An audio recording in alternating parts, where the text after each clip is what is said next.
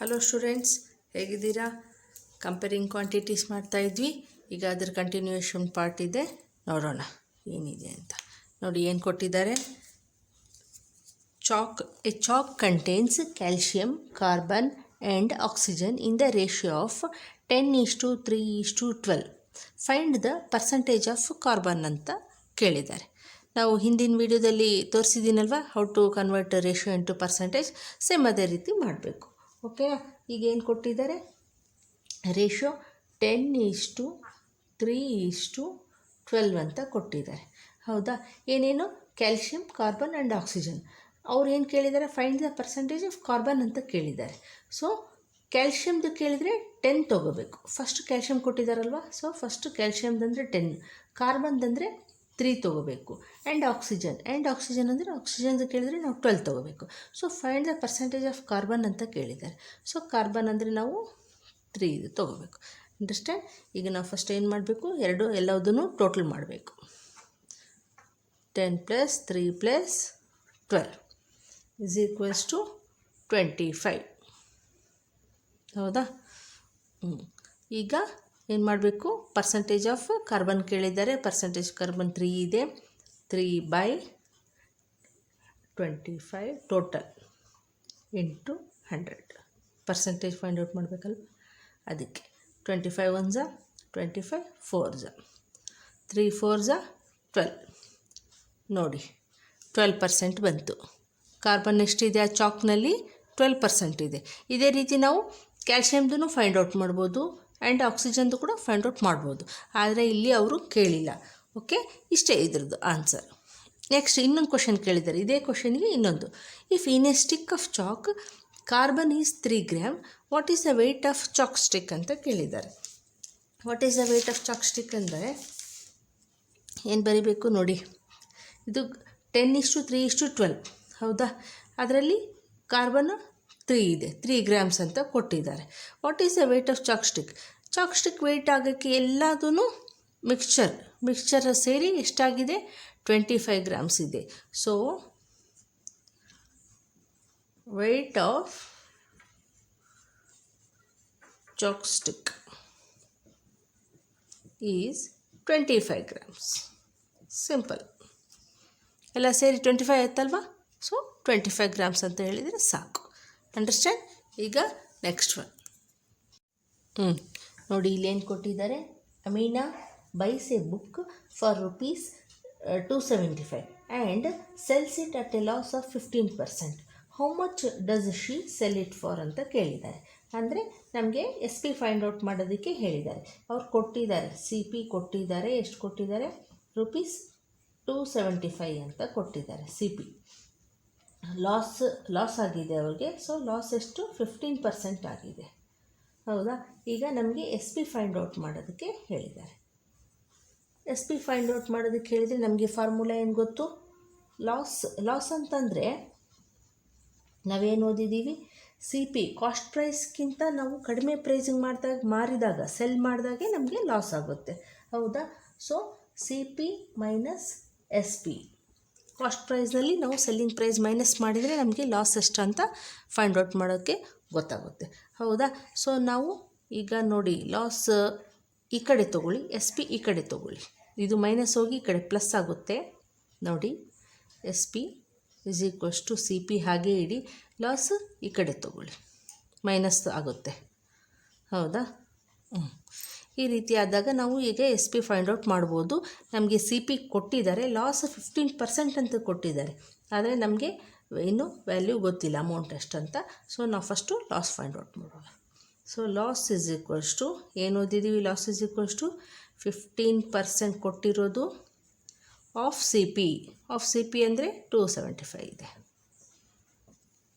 ಹೌದಾ? 5 2s 20s 5 5s again 5 5s. ಓಕೆನಾ? 5 4s again 5 11s. So 15 × 11 165 divided by 4. ಹೌದಾ? ಈಗ ನಾವು 4ಇಂದ ಡಿವೈಡ್ ಮಾಡೋಣ. 4 4s 16 0 5 ಕೆಳಗೆ ತಗೊಳ್ಳಿ. 4 1s 4 1 ಉಳಿಯುತ್ತೆ. ಸೊ ಪಾಯಿಂಟ್ ಇಟ್ಟು 0 ತೊಗೊಳ್ಳಿ. 4 2s 8 ಆಗುತ್ತೆ. 2 remains here. Again take 0. 4 5s 20. So loss is 41.25 ಅಂತ. ಹೌದಾ? ಸೊ ನಾವು ಈಗ ಈ ಫಾರ್ಮುಲಾದಲ್ಲಿ ನಾವು ಎಸ್ ಪಿ ಫೈಂಡ್ ಔಟ್ ಮಾಡೋಣ. S P is equals to C P ಎಷ್ಟಿದೆ? 275 ಇದೆ. ಮೈನಸ್ ಲಾಸ್ ಎಷ್ಟು ಬಂತು ನಮಗೆ? 41.25 ಬಂತು. ಸೊ ಇಲ್ಲಿ ನಾವು ಮೈನಸ್ ಮಾಡ್ಬೋದು. 275.00 ಹಾಕ್ಕೋಬೇಕು, ರುಪೀಸ್ ಅಲ್ವಾ, ಅದಕ್ಕೆ 441.25 ಪೈಸೆ. ಅದಕ್ಕೆ ನಾವು ಈ 00 ಹಾಕ್ಕೊಂಡಿರೋದು. ಓಕೆನಾ? ಈಗ 10ಲ್ಲಿ 5 ಹೋದರೆ 5, 9ಲ್ಲಿ 2 ಹೋದರೆ 7. Here remains 4. 4 minus 1 is 3. 7 minus 4 is 3. 2 remains as usual. So SP is equals to rupees 233.75. Understand ಆಯಿತಾ? ಈಗ ನೆಕ್ಸ್ಟ್ ಒನ್. ಈಗ ನೋಡಿ, ಈಗ ನಿಮಗೆ ಗೊತ್ತಿರ್ಬೋದು principal, time, rate of interest ಅಂತ. ಗೊತ್ತಿಲ್ಲ ಅಂದರೆ ಅದ್ರ ಬಗ್ಗೆ ಇಂಟ್ರೊಡಕ್ಷನ್ ಕೊಡ್ತೀನಿ. ನೋಡಿ, ಸಪೋಸ್ ನಾನು ಬಾರೋ ಮಾಡಿದೆ, ನನಗೆ ಹಣ ಬೇಕಾಗಿತ್ತು, ದುಡ್ಡು ಬೇಕಾಗಿತ್ತು. ನಾನು ದುಡ್ಡು ಬಾರೋ ಮಾಡಿದೆ. ಎಷ್ಟು? ₹1000 ಬಾರೋ ಮಾಡಿದೆ ನಮ್ಮ ಫ್ರೆಂಡ್ ಹತ್ರ. ಸೊ ಫಾರ್ 1 ಇಯರ್ಗೋಸ್ಕರ ನಾನು ಬಾರೋ ಮಾಡಿದೆ. ಈಗ ನನಗೆ ಕೊಡೋಕ್ಕಾಗಲ್ಲ, ನೆಕ್ಸ್ಟ್ ಇಯರ್ ನಾನು ಕೊಡ್ತೀನಿ ₹1000 ಅಂತ. ಹೌದಾ? ಅವ್ರು ಏನು ಮಾಡ್ತಾರೆ, ರೇಟ್ ಆಫ್ ಇಂಟ್ರೆಸ್ಟ್ ಆಗಿ ಇಂಟ್ರೆಸ್ಟ್ ಮೇಲೆ ಕೊಡ್ತಾರೆ. ಇಂಟ್ರೆಸ್ಟ್ ಅಂದರೆ ಬಡ್ಡಿ ಅಂತೀವಿ ನಾವು ಕನ್ನಡದಲ್ಲಿ, ಬಡ್ಡಿ ಅಂತೀವಿ. ಆ ಬಡ್ಡಿಗೆ ಕೊಡ್ತಾರೆ. ಆ ಬಡ್ಡಿ ಎಷ್ಟು ಪರ್ಸೆಂಟೇಜ್ ಅದ್ರ ಮೇಲೆ ಹೇಳ್ತಾರೆ ಅವರು. 2% ಅಂತ ಇಟ್ಕೊಳ್ಳಿ. 2% ಕೊಡ್ತಾರೆ. So for 1 year 2% rate of interest ಕೊಟ್ಟರೆ ನಾನು 1 ಇಯರ್ ಆದಮೇಲೆ ಅವ್ರಿಗೆ ಎಷ್ಟು ಪೇ ಮಾಡಬೇಕು ನೋಡಿ. 2% ಅಂತ ಅಂದ್ಕೊಂಡು ನಾನೇನು ಹೇಳಿದ್ದೀನಿ? 2/100. ಹೌದಾ? 2% ಎಷ್ಟಕ್ಕೆ? ₹1000. ನೋಡಿ, ₹1000ಗೆ 20 ಕ್ಯಾನ್ಸಲ್ಸ್, 2 10s 20 ಇಂಟ್ರೆಸ್ಟ್ ಆಯಿತು. ಸೊ ಪ್ರಿನ್ಸಿಪಾಲ್ ಎಷ್ಟಿದೆ? ಇದನ್ನು ಪ್ರಿನ್ಸಿಪಲ್ ಅಂತಾರೆ, ನಾನು ತೊಗೊಂಡಿದ್ದನ್ನು. ಸೊ ಇದನ್ನೇ ಆ್ಯಡ್ ಮಾಡಿ ಕೊಡಬೇಕು ಅವ್ರಿಗೆ ನಾನು 1 ಇಯರ್ ಆದಮೇಲೆ. ಸೊ ಎಷ್ಟು ಕೊಡಬೇಕು ನಾನು 1 ಇಯರ್ ಆದಮೇಲೆ ಅವ್ರಿಗೆ? 1020 ಕೊಡಬೇಕು ಫಾರ್ 1 ಇಯರ್ ಅಂತಂದರೆ. ಅದೇ ನಾನು 2 ಇಯರ್ಸಿಗೆ ಮಾಡಿದರೆ ಇದು ಡಬಲ್ ಆಗುತ್ತೆ. ಹೌದಾ? ಇದು ಡಬಲ್ ಆಗುತ್ತೆ. ಅದನ್ನು ಬೇರೆ ನಾನು ಫಾರ್ಮುಲಾದಲ್ಲಿ ಹೇಳ್ತೀನಿ. ಓಕೆನಾ? ಇದನ್ನು ಆ್ಯಡ್ ಮಾಡ್ತೀವಲ್ಲ, ಇಂಟ್ರೆಸ್ಟ್ ಪ್ಲಸ್ ಪ್ರಿನ್ಸಿಪಾಲ್, ಇದು ಇಂಟ್ರೆಸ್ಟು, ಇದು ಪ್ರಿನ್ಸಿಪಾಲ್, ಈ ಎರಡು ಆ್ಯಡ್ ಮಾಡಿದರೆ ಇದನ್ನೇನಂತಾರೆ? ಅಮೌಂಟ್ ಅಂತಾರೆ. ಅಮೌಂಟ್ ನಾನು ರಿಟರ್ನ್ ಕೊಡೋಬೇಕಾಗಿರೋದು. ಓಕೆನಾ? ಇದ್ರ ಬೇಸ್ಡ್ ಕೆಲವೊಂದು ಪ್ರಾಬ್ಲಮ್ಸ್ ಇದ್ದಾವೆ. ಸೊ ಇದಕ್ಕೇನು ಮಾಡಿದ್ದಾರೆ? ಫಾರ್ಮುಲಾ ಮಾಡಿದ್ದಾರೆ. ಫಾರ್ಮುಲಾ ಏನಂತ ಹೇಳ್ತಾರೆ? ಇಂಟ್ರೆಸ್ಟ್ ನಾವು ಫೈಂಡ್ ಮಾಡಬೇಕಂತಂದರೆ principal into time into rate of interest divided by 100. ಯಾಕೆಂದರೆ ಟೈಮ್ 1 ಇಯರ್ ಇರ್ಬೋದು, 2 ಇಯರ್ ಇರ್ಬೋದು. ಹೌದಾ? ಎಷ್ಟು? 3 ಇಯರ್ಸ್ ಇರ್ಬೋದು. ಪ್ರಿನ್ಸಿಪಲ್ ಎಷ್ಟಕ್ಕೆ ತೊಗೊಂಡಿರ್ತೀವಿ?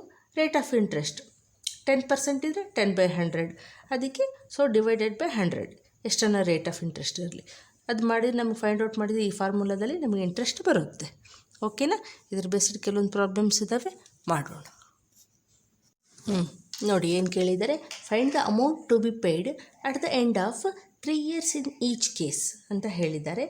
First one, principal is ₹1200 at 12%.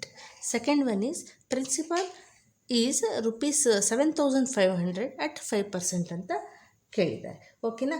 First ನಾವು ಏನಂತ ಬರ್ಕೊಂಬಿಡೋಣ. ಪ್ರಿನ್ಸಿಪಲ್ ಶಾರ್ಟ್ ಫಾರ್ಮಲ್ಲಿ ಬರ್ಕೊಳ್ಳೋಣ. ಪಿ ಈಸ್ ಈಕ್ವಲ್ಸ್ ಟು ಎಷ್ಟು ಕೊಟ್ಟಿದ್ದಾರೆ? ₹1200. ಓಕೆನಾ? ಇಲ್ಲಿ ಇದು ಟಿ ಎಷ್ಟು ಕೊಟ್ಟಿದ್ದಾರೆ? ಇಲ್ಲಿ ನೋಡಿ 3 years ಅಂತ ಕೊಟ್ಟಿದ್ದಾರೆ, ಎರಡಕ್ಕೂ 3 years. So T is equals to time is equals to 3 years.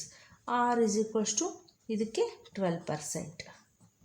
So ನಾವೇನು ಹೇಳಿದ್ವಿ? Interest is equals to PTR/100 formula ಇದು.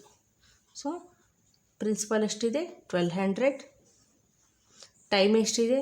3 ಇಂಟು ರೇಟ್ ಆಫ್ ಇಂಟ್ರೆಸ್ಟ್ ಎಷ್ಟಿದೆ? 12/100. ಆಲ್ರೆಡಿ 100 ಇಲ್ಲಿ ಬರ್ಕೊಂಡಿದ್ದೀವಲ್ವ, ಅದಕ್ಕೆ ನಾವು 12%ಗೆ ಓನ್ಲಿ 12 ಹಾಕ್ಕೊಂಡ್ರೂ ಸಾಕಾಗುತ್ತೆ. ಓಕೆನಾ? ಈಗ ಕ್ಯಾನ್ಸಲೇಷನ್ ನೋಡೋಣ. 2 zeros 2 zeros cancels. 12 12s are 144. 144 into 3. 3 4s are 12. 3 4s again 12 plus 1 13. 3 1s are 3 plus 1 4. So 432 is the interest. ಇದೆಷ್ಟಿದು? ಇಂಟ್ರೆಸ್ಟ್ ಇದು. ಓಕೆನಾ? ನಾನೇನು ಹೇಳಿದೆ? Amount is equals to principal plus interest. After 3 years principal 1200ಗೂ ಸೇರಿ ನಾವು ಇಂಟ್ರೆಸ್ಟ್ ಆ್ಯಡ್ ಮಾಡಿ ಕೊಡಬೇಕು ಅವ್ರಿಗೆ, ಹೌದಾ? ಸೊ ಪ್ರಿನ್ಸಿಪಲ್ ಎಷ್ಟಿದೆ? 1200 ಪ್ಲಸ್ ಇಂಟ್ರೆಸ್ಟ್ ಎಷ್ಟಿದೆ? 432. ನೋಡಿ ಇಲ್ಲಿ ಆ್ಯಡ್ ಮಾಡೋಣ. 432ಗೆ 2 3 6 1. ಸೊ ಎಷ್ಟು ಪೇ ಮಾಡಬೇಕು ನಾವು? ₹1632 ರೂಪೀಸ್ ಪೇ ಮಾಡಬೇಕು after 3 years amount to be paid. Okay, ಈಗ ನೆಕ್ಸ್ಟ್ ಒನ್ ಬಿ. ಅದಕ್ಕೇನು ಟೈಮ್ 3 years ಕೊಟ್ಟಿದ್ದಾರೆ. ಪಿ ಒಂದೇ ಚೇಂಜ್ ಆಗುತ್ತೆ. ಎಷ್ಟಿದೆ? 7500 ಇದೆ. T is 3 years. R is 5%. ಓಕೆನಾ? So P T R by 100 ಅಲ್ವಾ? ಗೊತ್ತಿದೆ ನಮಗೆ formula. So I is equals to P T R by 100. P ಎಷ್ಟಿದೆ? 7500 ಇಂಟು ಟಿ ಎಷ್ಟಿದೆ? 3 ಇಂಟು 5 ಬೈ 100. 2020 ಕ್ಯಾನ್ಸಲ್ಸ್. ಈಗ ಇಂಟು ಮಾಡಿ. 3 5s 15 ಆಗುತ್ತೆ. So 75 into 15. 15 5s 75. 7 carry. 15 7s 105 plus 7 112 I think. 112. ಓಕೆನಾ?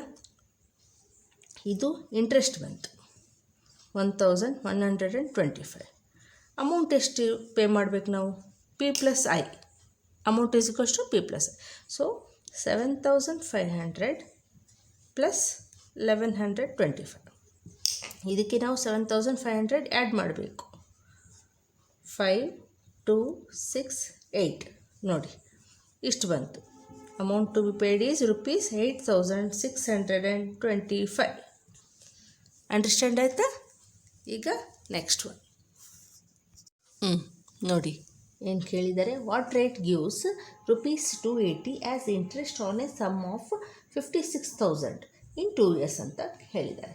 So ಇಲ್ಲಿ ಏನು ಕೊಟ್ಟಿದ್ದಾರೆ? ಪಿ ಈಸ್ ₹56,000 ಕೊಟ್ಟಿದ್ದಾರೆ. ಓಕೆನಾ? ಇಂಟ್ರೆಸ್ಟ್ ಕೊಟ್ಟಿದ್ದಾರೆ. ಐ ಈಸ್ ₹280 ಅಂತ, ಹೌದಾ? Time is 2 years. ಇಲ್ಲಿ ಏನು ಫೈಂಡ್ ಔಟ್ ಮಾಡೋಕ್ಕೆ ಹೇಳಿದ್ದಾರೆ? Rate of interest find out ಮಾಡೋದಕ್ಕೆ ಹೇಳಿದ್ದಾರೆ. ಸೊ ನಮ್ಗೆ ಅದೇ ಫಾರ್ಮುಲಾಯಿಂದನೇ ನಾವು ಮಾಡ್ಬೋದು. I is equals to P T R by 100. ಹೌದಾ? ಇದು ನಮಗೆ ಫಾರ್ಮುಲಾ ಗೊತ್ತು. ಸೊ ನಮಗೆ ಇಲ್ಲಿ ಐ ಗೊತ್ತಿದೆ, ಹೌದಾ? ನಮಗೇನು ಫೈಂಡ್ ಔಟ್ ಮಾಡಬೇಕು? ಆರ್ ಫೈಂಡ್ ಔಟ್ ಮಾಡಬೇಕು. ಸೊ ನಾವೇನು ಬರಿಬೋದು? ಇದನ್ನೇ P T R is equals to cross multiplication ಮಾಡ್ಬೋದು ಅಂತ ಹೇಳಿದ್ದೀನಲ್ವ. ಈಕ್ವಲ್ ಟು ಇದ್ದರೆ ಈ ರೀತಿ ಕ್ರಾಸ್ ಮಲ್ಟಿಪ್ಲಿಕೇಶನ್ ಮಾಡ್ಬೋದು. P T R is equals to 100 into I, ಹೌದಾ? 100 ಇದು ಕ್ರಾಸ್ ಆಗುತ್ತೆ ನೋಡಿ. ಇಲ್ಲಿ ಕೆಳಗಡೆ ಏನೂ ಇಲ್ಲ ಅಂದರೆ 1 ಇದೆ ಅಂತ ಅರ್ಥ. ಸೊ ಇಲ್ಲಿ ಏನೂ ಬರಲ್ಲ. P T R is equals to 100 into I. So ಈಗ ಆರ್ ಈಸ್ ಈಕ್ವಲ್ಸ್ ಟು ನಾವೇನು ಬರೆಯೋದು? 100 into I divided by P T, P into T. ಈ ರೀತಿ ನಾವು ಫಾರ್ಮುಲಾ ಮಾಡ್ಕೋಬೋದು. ಸೊ ಈಗ ವ್ಯಾಲ್ಯೂಸ್ ಹಾಕೋಣ. 100 ಇಂಟು ಐ ಇಂಟ್ರೆಸ್ಟ್ ಎಷ್ಟಿದೆ? 280 ಇದೆ. ಡಿವೈಡೆಡ್ ಬೈ ಪ್ರಿನ್ಸಿಪಲ್ ಎಷ್ಟಿದೆ? 56,000 ಇದೆ. ಟೈಮ್ ಎಷ್ಟಿದೆ? 2 years ಇದೆ. ಓಕೆನಾ?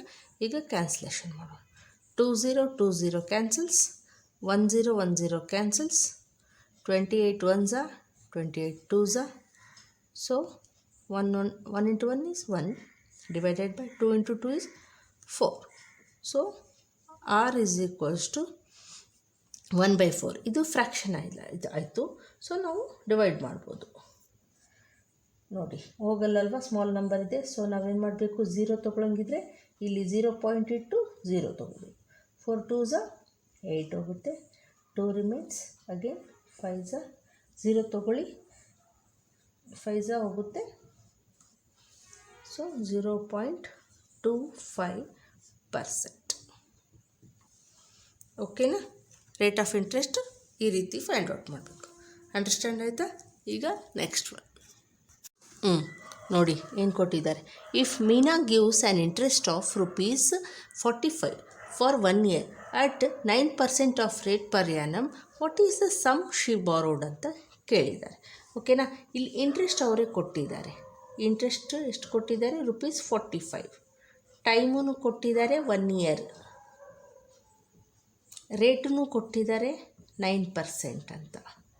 ಸೊ ಇಲ್ಲೇನು ಫೈಂಡ್ ಔಟ್ ಮಾಡೋಕ್ಕೆ ಹೇಳಿದ್ದಾರೆ? ನಮಗೆ ಪ್ರಿನ್ಸಿಪಲ್ ಫೈಂಡ್ ಔಟ್ ಮಾಡೋಕ್ಕೆ ಹೇಳಿದ್ದಾರೆ. What is the sum she borrowed ಅಂತ ಕೇಳಿದ್ದಾರೆ. So same formula, I = PTR/100. ಓಕೆನಾ? ಈಗ ನಾನು ಹೇಳಿದ್ನಲ್ವ, ಈಗ ಪಿ ಫೈಂಡ್ ಔಟ್ ಮಾಡೋದಿದೆ ಅಂತಂದರೆ ನಾವೇನು ಮಾಡ್ಬೋದು, ಈ ಥರ ಹಿಂದಿನ ಸಮ್ಮಲ್ಲಿ ಮಾಡಿದ್ವಲ್ಲ ಅದೇ ರೀತಿ ಫಾರ್ಮುಲನ್ನು ಹಾಕ್ಕೊಳ್ಳೋಣ. PTR = 100 × I. ಇದನ್ನೇ ಈ ರೀತಿ ಹಾಕ್ಕೋಬೋದು. ಹೌದಾ?